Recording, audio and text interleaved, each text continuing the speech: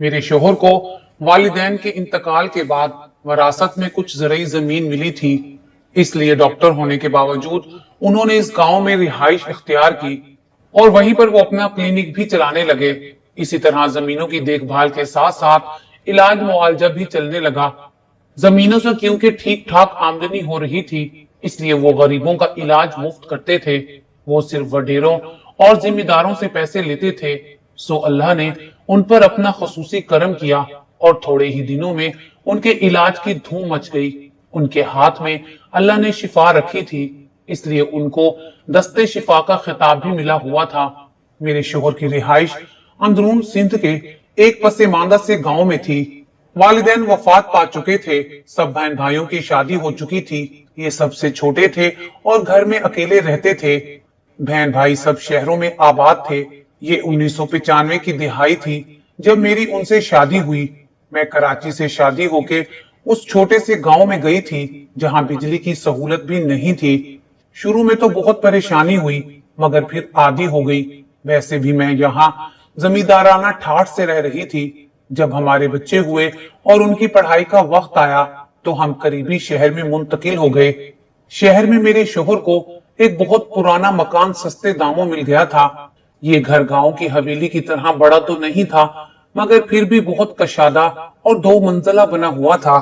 गांव से खाने पकाने और बच्चों को संभालने के लिए मासी, सुगरा और बाहर के काम के लिए एक छोटा लड़का अली गोहर हमारे साथ आया था। हमने नौकरों को रिहाइश ऊपर के कमरों में दी थी। मेरी असल कहानी इस घर से शुरू होती है। एक दिन मासी सुगरा की ऊपर वाली मंजिल से जोर जोर से चीखने की आवाज आई थी, बीबी दरवाजा खोलो। अली गोहर ने बाहर से दरवाजा बंद कर दिया है। अली गोहर से मासी की नहीं बनती थी। वो उसे अक्सर अपनी शरारतों का निशाना बनाए रखता था। उस वक्त वो बाहर सौदा लेने गया हुआ था, इसलिए मासी के पुकारने पर मैं ही जल्दी से ऊपर गई, मगर दरवाजे पर तो बाहर से कोई कुंडी नहीं लगी थी। मैंने बहुत जोर लगाया, मगर दरवाजा खुल ही नहीं रहा था। इतने में अली गोहर भी आ गया। उसने समझा कि मासी ने अंदर से कुंडी लगा ली है, मगर वो खुली थी। दरवाजा बाहर से बंद है, अंदर से नहीं। मुझे कुछ खतरे का एहसास हुआ तो मैंने फौरन आयतल कुर्सी का विर्द शुरू कर दिया। उसके बाद जैसे ही अली गोहर ने दरवाजे को हाथ लगाया, वो आसानी से खुल गया। मैंने मासी को इस बारे में कुछ नहीं बताया था कि वो डर ना जाए। वो उसे अली गोहर की शरारत ही समझ रही थी। जब मैं उस घर में शिफ्ट हुई थी तो मुझे घर की फिजा अजीब भारी सी महसूस हुई थी, लेकिन मैं कुछ समझ नहीं सकी थी क्योंकि मैं सोमो सलावात की बचपन से ही पाबंद थी और रोजाना चारों कुल, आयतल कुर्सी और मंजिल पढ़कर घर पर दम करती रहती थी। इसलिए मुझे डर तो महसूस नहीं होता था, मगर कुछ अनजाना सा एहसास होता, जैसे कोई और भी यहाँ मौजूद है। दूसरी बार जो वाकया पेश आया उससे मुझे यकीन हो गया कि यकीनन कोई और मखलूक भी यहाँ रिहाइश पजीर है। उस दिन मासी सुगरा कुछ सामान निकालने स्टोर में गई थी। जैसे ही उसने कोठरी का दरवाजा खोला, चीखती चिल्लाती भागती हुई आ गई। बीबी, स्टोर में एक बहुत बड़ी बला बैठी है। वो डर के मारे कांपती हुई बोल रही थी, क्या है मासी, चलो मेरे साथ। मैं देखने के लिए उठी और जैसे ही मैंने स्टोर का दरवाजा खोला तो दहशत से बेहोश होते होते बची। एक बहुत बड़ा स्याह रंग का सांप कुंडली मारे बैठा था।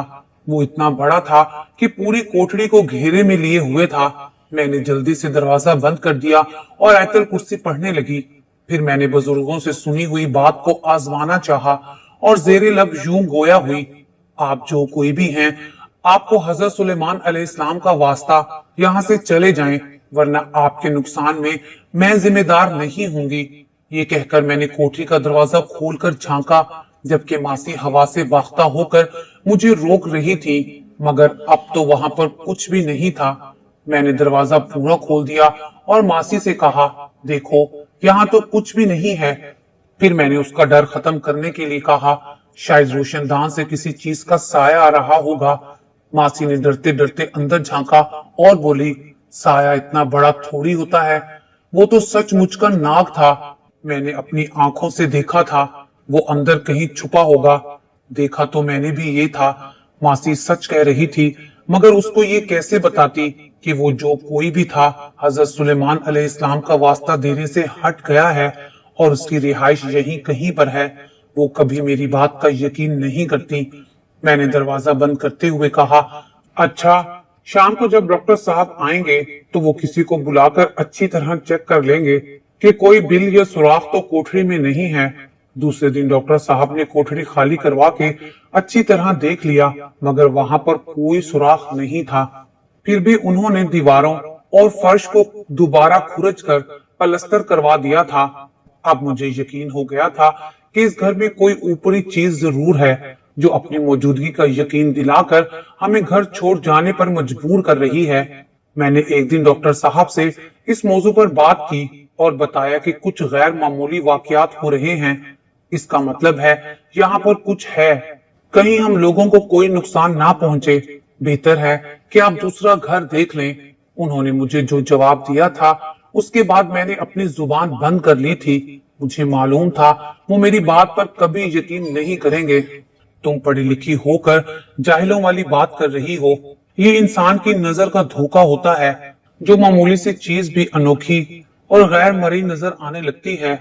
डर और खौफ की हालत में इंसान जो सोचता है वही नजर आने लगता है। इतना तवील लेक्चर सुनकर मुझे खामोशी होना पड़ा, लेकिन चंद दिनों बाद मेरा फिर एक ऐसे ही वाकये से वास्ता पड़ा था। डॉक्टर साहब यानी मेरे शौहर भी फिल्मों के शौकीन थे और हर नई फिल्म दोस्तों के साथ जाकर जरूर देखते थे। उन दिनों मासी छुट्टी लेकर अपनी बेटी के घर गई हुई थी। अली गौहर की भी तबीयत खराब हो गई तो वो भी गांव चला गया। मैं बच्चों के साथ घर में अकेली थी। उस रोज मेरे शौहर का फिल्म देखने का प्रोग्राम बन गया। उनका क्लिनिक अभी तक गांव में ही था। वो सुबह जाते तो शाम को वापसी होती, इसलिए आखिरी शो यानी 9 से 12 बजे वाली टिकटें खरीदी। उनका प्रोग्राम आखिरी शो देखकर आराम से सोने का इरादा था, क्योंकि दूसरे दिन एतवार था। डॉक्टर साहब का ये प्रोग्राम था कि वो गेट को बाहर से ताला लगाकर चले जाएंगे ताकि मुझे उठकर दरवाजा खोलना ना पड़े और मेरी नींद खराब ना हो। मुझे भी उनकी तजवीज पसंद आई और बच्चों को खाना वगैरह खिलाने के बाद उनको सुलाकर खुद भी सो गई थी। मालूम नहीं उस वक्त क्या टाइम हुआ था कि एक अनजाने से शोर की वजह से गहरी नींद से मेरी आंख खुल गई थी। मैंने गौर किया तो बैठक वाले कमरे से बिन बिनाहट जैसी आवाजें आ रही थी, जैसे कोई सरगोशियों में बातें कर रहा हो। उसके साथ चाय की प्याली रखने और उठाने की आवाज भी आ रही थी। इसका मतलब था मेरे शौहर फिल्म देखकर वापस आ गए थे और खुद ही चाय बनाकर दोस्तों को पिला रहे थे। मुझे इसलिए नहीं उठाया होगा कि मेरी नींद ना खराब हो जाए। मैं मुतमईन हो गई, मगर कुछ देर बाद मुझे सख्त प्यास महसूस हुई तो मुझे पानी पीने के लिए उठना पड़ा। मैंने जो ही बैठक की खिड़कियों से झांका तो मुझे हैरत का जबरदस्त झटका लगा, क्योंकि कमरे में अंधेरा हो रहा था और वहां कोई भी नहीं था, जबकि वो सब आवाजें मैंने साफ तौर पर सुनी थी। मैं हैरत ज़दा खड़ी थी कि घर का मरकजी दरवाजा खुलने की आवाज आई और मेरे शौहर आते हुए नजर आए। तुम अभी तक नहीं सोई? मुझे वहां खड़ा देखकर उन्होंने पूछा। मैं सो रही थी, पानी पीने के लिए अभी उठी हूँ, मैंने जवाब दिया। मैं समझी शायद वो अपने दोस्तों को दरवाजे से बाहर तक छोड़ने गए होंगे, इसलिए मैंने पूछा, आप कब आए? क्या थोड़ी देर पहले भी आए थे? नहीं तो। मगर तुम क्यों पूछ रही हो? डॉक्टर साहब ने कुछ हैरत से पूछा था। इसलिए कि मुझे बैठक से बातों की आवाज आ रही थी और ऐसा महसूस हो रहा था जैसे आप अपने दोस्तों के साथ चाय पी रहे हों। अरे नहीं भाई, चाय तो मैं बाहर इसे पीकर आया हूँ। तुमने जरूर कोई ख्वाब देखा होगा। मुझे मालूम था मैं कुछ भी कर लूं, मेरे शौहर कभी नहीं मानेंगे कि मैंने बकायम होशो हवास खुद अपने कानों से वो आवाजें सुनी थी। इसलिए मैं खामोश हो गई थी और साथ ही मैंने ये भी सोच लिया था कि इस सूरत हाल का मुझे अकेला ही मुकाबला करना है। उस दिन मैं ऊपर के पोर्शन में किसी काम से गई थी। मासी सुगरम भी ऊपर ही थी। वो मुझसे बातें करने लगी। असर का वक्त हुआ चाहता था। उसने कहा, बीबी आप नमाज पढ़ लें तो मैं चाय बनाती हूँ। वो ये कहकर नीचे चली गई थी। मैं अभी उठने का इरादा कर ही रही थी कि वो पलंग जिस पर मैं बैठी हुई थी अचानक तेजी से ऊपर उठना शुरू हो गया। थोड़ी देर तक तो मेरी समझ में कुछ नहीं आया, फिर एकदम मुझे खतरे का एहसास हुआ, क्योंकि पलंग अब बराबर वाले कमरे की छत के करीब ऊपर तक चला गया था। میرے ہاں ان دنوں چوتھے بچے کی آمد تھی۔ مجھے یہ خوف محسوس ہوا کہ اگر پلنگ تیزی سے نیچے گرتا ہے تو مجھے اور میرے ہونے والے بچے کو یقیناً نقصان پہنچے گا۔ تو میں نے جلدی جلدی قرآنی آیتوں کا ورد شروع کر دیا۔ سورت فلق، سورت ناس پڑھتے ہی پلنگ بہت آہستہ اور آرام سے فرش پر آ لگا تھا اور اس کے نیچے سے بلا شبہ شیر کی جسامت کا کالا بلا نکل کر میری آنکھوں کے سامنے دیکھتے ہی دیکھتے غائب ہو گیا تھا۔ اس کا مطلب یہ تھا کہ اب مقابلہ واقعی شروع ہو گیا ہے۔ اس گھر میں کوئی ایسی پر اسرار مخلوق بھی ہے جو مختلف بھیس میں میرے سامنے آ کر مجھے ڈرا رہی ہے۔ ان کا مقصد شاید مجھے یہاں سے نکالنا تھا، لیکن ابھی تک کوئی نقصان نہیں پہنچایا تھا۔ میں نہ کوئی عالم فاضل تھی نہ عامل کامل، مگر میں اللہ کی ایک ادنا بندی اتنا ضرور جانتی تھی کہ ان چیزوں سے جو ڈرتے ہیں انہیں وہ ڈراتے ہیں۔ پھر مجھے اللہ اور اس کے کلام پر پورا یقین تھا، اس لیے مجھے غیبی مدد مل رہی تھی۔ اور دوسری بات جو میری سمجھ میں آ رہی تھی وہ یہ کہ وہ مخلوق جو کوئی بھی تھی مجھے نقصان پہنچانا نہیں چاہتی تھی۔ اس دفعہ بھی میرے ہاں بیٹا ہوا تھا اور میں 3 بیٹوں اور ایک بیٹی کی ماں بن گئی تھی۔ اب مجھے تو غیر معمولی واقعات اور پر اسرار مخلوق سے کوئی خوف تو محسوس نہیں ہو رہا تھا، بس ڈر تھا تو صرف یہ کہ ان حالات سے خوف زدہ ہو کر کہیں کام والی نہ چلی جائے۔ چھوٹے بچے کے ساتھ گھر کے کاموں میں مجھے بڑی مشکل ہو جاتی، مگر شاید وہ مخلوق بھی مجھے سمجھ گئی تھی کہ میں بھی اس کو نقصان پہنچانے کی کوشش نہیں کروں گی۔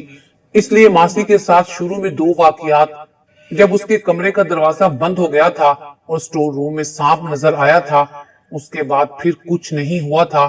اگر میں ان واقعات اور حالات سے ڈر کر اپنے شوہر کو مجبور کرتی تو وہ کسی عامل یا بزرگ کو بلا کر گھر کو دکھاتے اور وہ ان کو بھگانے کی کوشش کرتے تو شاید مجھ سے ان کی دشمنی پیدا ہو جاتی۔ مجھے ایک اندازہ ہو گیا تھا کہ وہ قوم اجنا میں سے تھے اور اچھے تھے، اور پھر ایک دن یہ بات کھل کر سامنے بھی آ گئی تھی۔ ماسی اور علی گوھر چھٹی لے کر گاؤں گئے ہوئے تھے۔ اس دن میں اکیلی تھی، بچے سکول گئے ہوئے تھے، جمعے کا دن تھا۔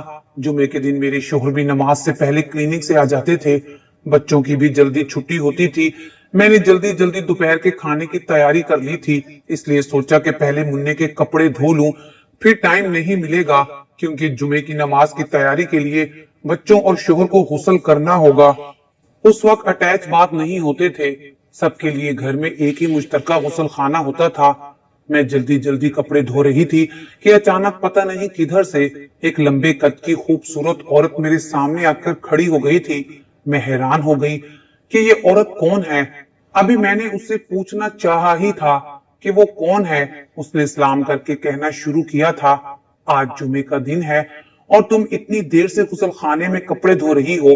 مجھے بھی کپڑے دھونے ہیں، میرے بچوں کو بھی نماز پڑھنے جانا ہے، ان کو بھی نہلانا ہے۔ تم غسل خانہ خالی کرو تو میں بھی اپنا کام کروں۔ میرا بھی اس گھر پر اتنا ہی حق ہے جتنا تمہارا، ہم برسوں سے یہاں رہ رہے ہیں۔ اس کی بات سن کر میں بغیر خوف زدہ ہوئے بولی تھی، آ جاؤ بہن، تم اپنا کام کر لو، میں بعد میں کر لوں گی۔ یہ کہہ کر میں کپڑے اٹھا کر کھڑی ہو گئی تھی۔ مجھے حیرت ہوئی کہ اس کے پیچھے میرے بچوں کی عمر کے برابر کے 4 بچے کھڑے تھے، 3 لڑکے اور 1 لڑکی، اور سب سے بڑی بات یہ تھی کہ ان بچوں کی شکلیں حیرت انگیز طور پر میرے بچوں سے مل رہی تھی۔ میرے اٹھتے ہی وہ غسل خانے کے اندر مسکراتی ہوئی یہ کہہ کر چلی گئی، تم نے مجھے بہن کہا ہے تو انشاءاللہ میں بھی یہ رشتہ نبھاؤں گی۔ پھر کچھ دیر تک مجھے غسل خانے کے اندر سے کپڑے دھونے اور پانی گرنے کی آواز آتی رہی، مگر نظر کچھ نہیں آ رہا تھا۔ وہ میرے گھر میں شراکت دار تھی اور میں نے بھی اس کو قبول کر لیا تھا۔ جب ڈاکٹر صاحب اور بچے جمعے کی نماز کے لیے مسجد چلے گئے تو میں نے دیکھا کہ میرے بیٹوں جیسے 2 بچے سفید کپڑے اور سر پر ٹوپی پہنے ہوئے ایک آدمی کے ساتھ آنگن کے دروازے سے باہر جا رہے ہیں۔ یقیناً وہ بھی نماز کے لیے جا رہے تھے، اور حیرت انگیز بات یہ تھی کہ اس آدمی کی شکل اور قد میرے شوہر سے بہت مل رہا تھا اور میری آنکھوں کے سامنے بند دروازے سے ہی باہر نکل گئے تھے۔ میں نے اب تک اپنی زندگی میں جتنے بھی آسیب، جنات اور اسرات کے قصے سنے تھے وہ بہت خوفناک اور نقصان پہنچانے والے تھے، لیکن میرا واسطہ نہایت نیک और बेजरर जिन्नात फैमिली से पड़ा था, इसलिए मैं बेफिक्र हो गई थी। उनकी रिहाइश पहली मंजिल पर बने हुए कोने वाले कमरे में थी, क्योंकि मैंने उसी तरफ से उनको आते जाते देखा था। यहाँ सबसे अहम बात ये थी कि वो सिवाय मेरे घर के किसी और फर्द को नजर नहीं आते थे। मेरे बड़े बेटे कामिल ने बोर्ड के इम्तिहान में अव्वल पोजीशन हासिल की, तो मैंने अपने मोहल्ले पड़ोसी और दोस्तों में मिठाई बांटी। फिर मुझे ख्याल आया कि अपनी नादीदा दोस्त, जिसको मैंने बहन कहा था, उसको भी अपनी खुशी में शामिल करूं, उसको भी मिठाई खिलाऊं। मैंने अपने बड़ों से सुना था कि जिन्नात अखरोट की मिठाई खाते हैं, तो मैंने अपने शहर की सबसे बड़ी और बेहतरीन मिठाई की दुकान से अखरोट की मिठाई मंगवाई और डब्बा ले जाकर उस कमरे के दरवाजे के सामने रख दिया। वो मेरी नजरों के सामने ही गायब हो गया और मेरे कानों में पुरखलूस आवाज आई, बहुत मुबारक हो। उसी रोज शाम को मेरे बेटे की मेज पर एक खूबसूरत और कीमती पेन का डब्बा रखा हुआ मिला। वो बहुत खुश हुआ और पेन का डब्बा लेकर मेरे पास आया और बोला, अम्मी, ये पेन आप लाई हैं, मैं ये ही पेन लेना चाहता था। मैं समझ गई कि ये तोहफा मेरी उस नादीदा दोस्त ने दिया होगा। रख लो बेटे, ये मेरी दोस्त ने दिया है। मैंने मुस्कुराकर कहा था, अम्मी, जिसने भी दिया है बहुत खूबसूरत है, मुझे बहुत पसंद आया है, बहुत बहुत शुक्रिया। उसने खुश होते हुए शुक्रिया अदा किया था। 1995 का जमाना था, जब सिंध में लसानी फसादात फूट पड़े थे। इधर उधर से खबरें अच्छी नहीं आ रही थी। हमने बड़े बच्चों को कराची ननियाल भेज दिया था। मासी भी बहाना बनाकर अपने गांव वापस चली गई थी और अली गौहर ने भी काम छोड़ दिया था। मैं छोटे बेटे के साथ घर में अकेली रह गई थी। मेरे शोहर सुबह क्लिनिक चले जाते तो मैं सारा दिन घर में अकेली होती। सुबह जाते वक्त वो अपने सामने घर के गेट में अंदर से ताला लगवाते और जब तक मैं गेट से ताला डालकर कमरे का दरवाजा भी बंद नहीं कर लेती, वो खड़े रहते। मुझे गुज़श्ता 2-3 रोज से घर के सामने मौजूद खेल के मैदान की बाउंड्री वॉल पर एक मशकूक सा लड़का बैठा हुआ नजर आ रहा था। वो पता नहीं कब से आगे दीवार पर बैठ जाता और जब मेरे शोहर गाड़ी स्टार्ट कर लेते तो वापस चला जाता। ऐसा कई दिनों से हो रहा था। मुझे एक दिन ये ख्याल आया, शायद ये मेरे शोहर के आने जाने के औकात को नोट कर रहा है, और फिर मेरा ये अंदेशा सही साबित हुआ। उस दिन मेरे शोहर ने जैसे ही गाड़ी स्टार्ट की तो मैं उनको खुदा हाफिज कहकर अंदर आकर गेट बंद करने लगी। उस दिन उनको जाने की कुछ जल्दी थी, शायद इसलिए गेट बंद करवाने से पहले ही चले गए, वरना जब तक मैं गेट में ताला नहीं डालती वो खड़े रहते थे। जैसे ही उन्होंने गाड़ी आगे बढ़ाई, वो लड़का फुर्ती से दीवार कूदकर मेरे गेट के पास आ गया और तेजी से गेट के दरमियान अपना हाथ डाल दिया।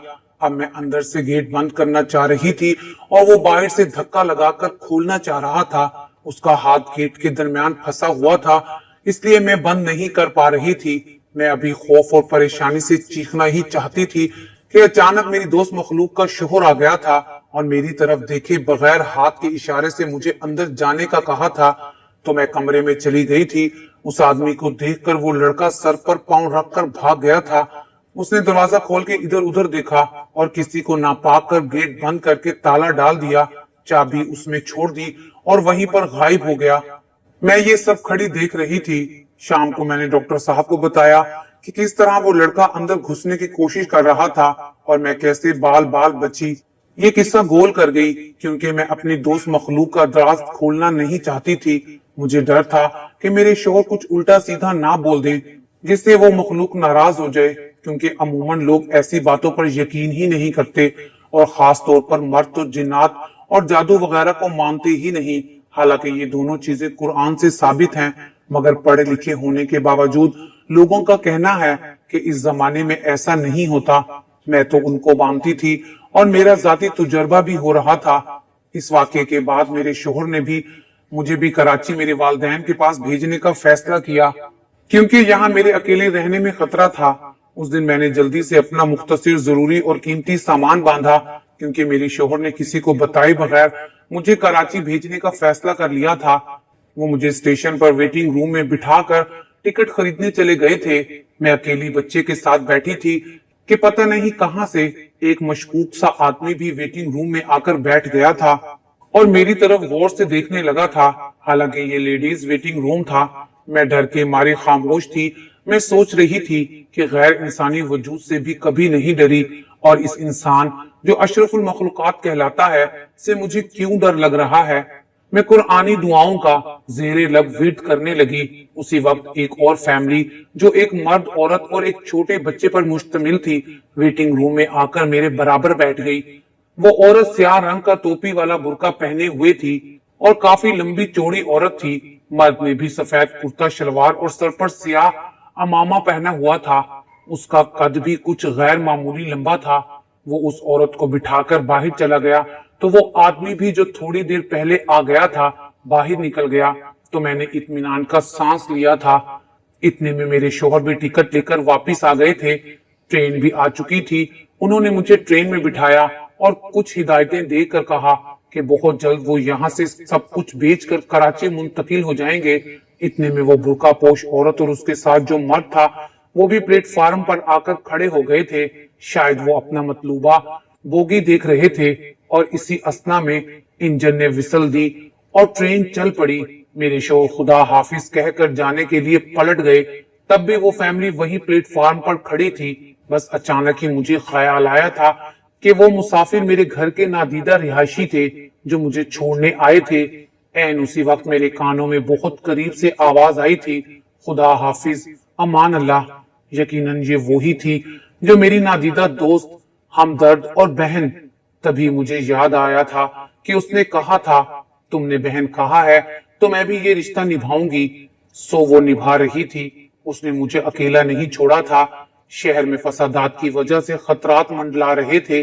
لسانی جھگڑے کی آڑ میں بہت سی دشمنیاں پیدا ہو رہی تھیں اور کچھ لوگ اس کا ناجائز فائدہ اٹھا رہے تھے۔ ایسے میں اس نے میرا بہت ساتھ دیا تھا۔ اس پر اسرار قصے میں کہیں بھی ڈر اور خوف والی بات نہیں ہے۔ گویا میں خوش قسمت ہوں کہ غیر انسانی مخلوق جنات نے میرے ساتھ محبت کا سلوک رکھا۔ اس واقعے کو بہت لمبا عرصہ گزر گیا ہے۔ میری زندگی میں پیش آنے والا یہ انوکھا اور یادگار واقعہ ہے۔